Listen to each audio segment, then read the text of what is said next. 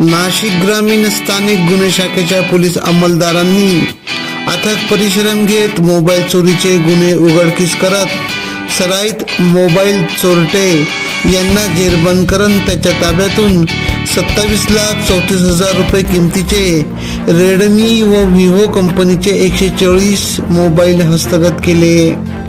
मुस्तफा रबुल अन्सारी राहणार नाशिक, मोहम्मद हनीफ मोहम्मद युनुस राहणार मालेगाव यांना ताब्यात घेतले, तर मेहताब अन्सारी राहणार झारखंड हा मात्र फरार झाला आहे. सटाणा व नाशिकच्या मुंबई नाका पोलीस ठाणे हद्दीतून कुरिअर कंपनीच्या गाड्याचे शटर वाकून तब्बल 160 मोबाईल चोरल्याची कबुली दिली.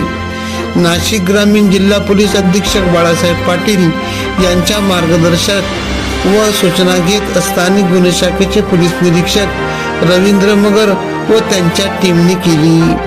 AKP न्यूजसाठी ब्युरो चीफ अनवर खान पठाण, नाशिक.